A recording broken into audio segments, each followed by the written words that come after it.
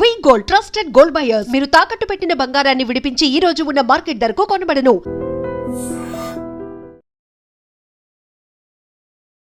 నమస్కారం, welcome to I dream. ధర్మ మార్గం విత్ విజిత కార్యక్రమానికి స్వాగతం.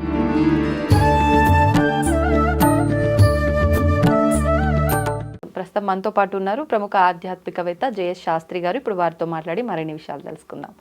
నమస్తే అండి. నమస్కారం అమ్మ. గురుగారు, ఆషాఢ మాసం ప్రారంభం అవబోతుంది. అయితే మనకి ఈ మధ్యకాలంలో ఏ పండగ వచ్చినా ఏ విధానం వచ్చినా కూడా అసలు ఎప్పుడు అనేది ఒక పెద్ద కన్ఫ్యూజన్గా మారిపోయింది. అంటే ఇప్పుడు జూన్ 25వ తారీఖు నుంచి ఆషాఢ మాసం ప్రారంభం అవబోతుంది అని కొంతమంది అంటున్నారు, లేదు 26న అని చెప్పి కొంతమంది అంటున్నారు. అసలు ఎప్పటి నుంచి ఆషాఢ మాసం ప్రారంభం అంటారు? శ్రీ గురుభ్యో నమః. శ్రీ మహాగణాధిపతే నమః. శ్రీ మహాసరస్వత్యై నమః. హరి ఓం శ్రీమాత్రే నమః. ముఖ్యంగా మనకు ఈ ఆషాఢ మాసం ప్రారంభం అనేటువంటిది 26వ తారీఖు ప్రారంభమవుతుంది.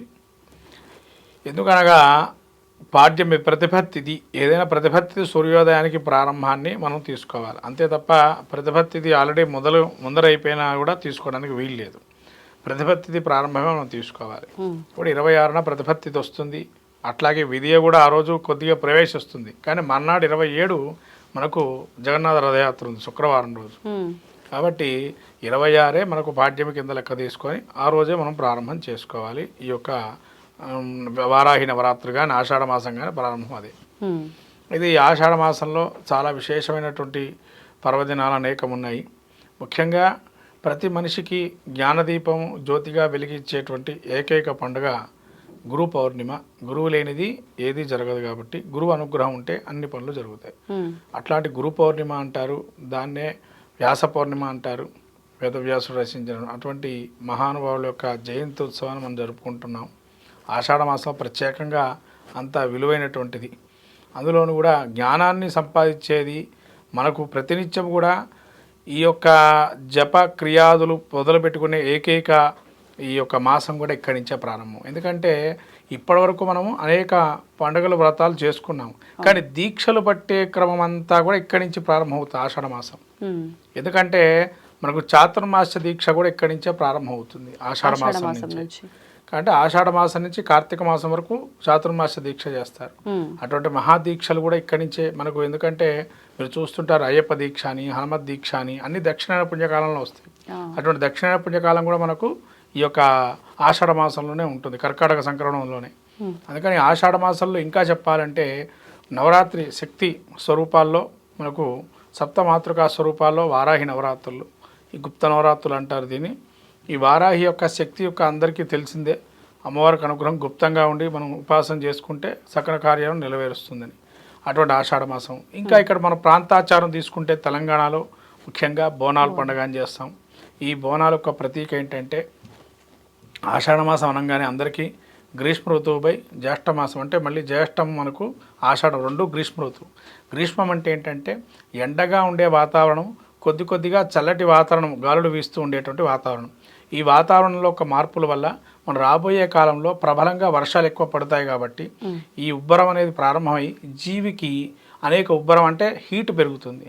హీటు పెరిగి వర్షాభావం వల్ల మళ్ళీ కూడా తొలకరి జల్లు పడటం వల్ల మళ్ళీ మొక్క పైకి వచ్చే అవకాశం ఉంటుంది. అటువంటి ఈ యొక్క నెల కూడా ప్రారంభం ఆషాఢ మాసంలోనే. అంటే కొత్తదైనటువంటి మనం రెండో పంట వేసేవారు ఎవరైతే ఉంటారో ఈ పంటలకు కూడా అనువైనటువంటి కాలంగా చెప్పబడుతుంది కొన్ని పంటలకి. అటువంటి ఈ యొక్క మాసంలో మనకు వ్యాధులు కూడా ప్రబలే అవకాశం ఉంటుంది. ఎక్కువగా మనకు ఈ వర్షాల భావాలు పడినా కానీ లేతేనా అనేక రకాల మార్పిడి భూమిలో ఉండేటువంటి మార్పిడి వల్ల కానీ అలా ఏదైతే వెదర్ చేంజ్ అవుతుందో ఆటోమేటిక్గా మన వ్యాధులు కూడా సంక్రమిస్తూ ఉంటాయి. అందుకని వాటి నుంచి కూడా మనం బయటపడాలి అంటే ఇక్కడ ఆషాఢ మాసంలో చేయదగినటువంటి విషయం ఏంటంటే శక్తి ఆరాధన. శక్తి మనకు తగ్గిపోకుండా నిలబడాలి. ఎందుకంటే ఎండాకాలంలో మనం విపరీతమైన నీరసాన్ని గురయ్యి దానికి దాహార్తితో తీసుకున్నాం. ఇప్పుడు నీళ్లు తీసుకున్నా కూడా తదేకంగా మనకి ఇబ్బంది కలుగుతూ ఉంటుంది. ఎందుకంటే వర్షాభావం కదా, నీళ్లు కూడా ఎక్కువ పడకూడదు. మరి వీటి నుంచి మనం నీరసం నుంచి బయటపడాలి అంటే రీహైడ్రేషన్ అయ్యే ప్రాబ్లమ్స్ ఉంటాయి. అది శక్తి మనకి ఇవ్వాలి. అందుకని అమ్మవారిని ఆరాధన చేయాలి. ఇక్కడ ఇలా శక్తిని ఆరాధన మనం చేస్తే కనుక మనకు ఆరోగ్యపరంగా కూడా సమస్యలన్నీ పరిష్కారం అవుతాయి. దీని ద్వారా ఇంకా ఇక్కడ మొదటిగా మనం ఆషాఢ మాసంలో జగన్నాథుడు రథయాత్ర, విష్ణుమూర్తిని కలియుగంలో ఏ విధంగా ఆరాధన చేయాలి అని అంటే మనకు చార్ధామ్ యాత్ర అంటే అందరూ కూడా చెప్పుకునేటువంటిది బద్రీ, కేదారు, గంగోత్రి, యమునోత్రి. కానీ ఇక్కడ మనకు చార్ధామ్ యాత్ర అనేది ఇక్కడ చెప్పుకున్నట్లయితే ప్రధానంగా పూరి తూర్పు ద్వారం. ఇక్కడ పూరి క్షేత్ర దర్శనం చేసుకోవటం వల్ల కూడా మోక్ష మార్గంలో ఒకటిగా చెప్పబడింది. ఇక్కడ పూరి కానీ మనం దర్శనం చేసుకున్నా కూడా ఆ జగన్నాథుడి యొక్క అనుగ్రహం వల్ల మనకు ఉండేటువంటి బాధలు కావచ్చు, ప్రేమతత్వాన్ని అక్కడ మనకు మీకు ఇక్కడ చూడండి, ఎక్కడైనా భార్య భర్త అనే స్వరూపాలతో శివుణ్ణి కానీ విష్ణుమూర్తిని చూస్తాం. అంటే లక్ష్మీనారాయణలు కానీ శివపార్వతులు.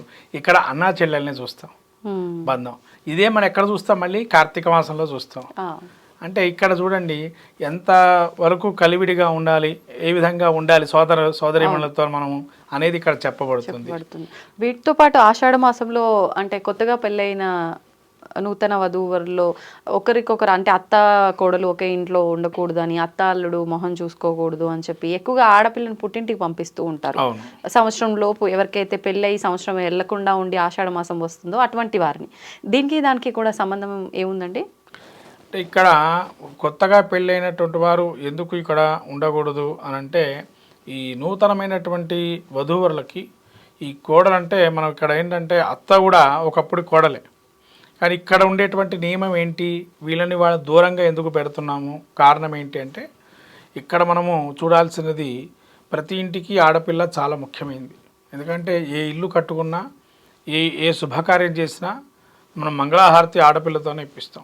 మంగళహారతి అంటే లక్ష్మీదేవి స్వరూపంగా పూజ చేస్తాం.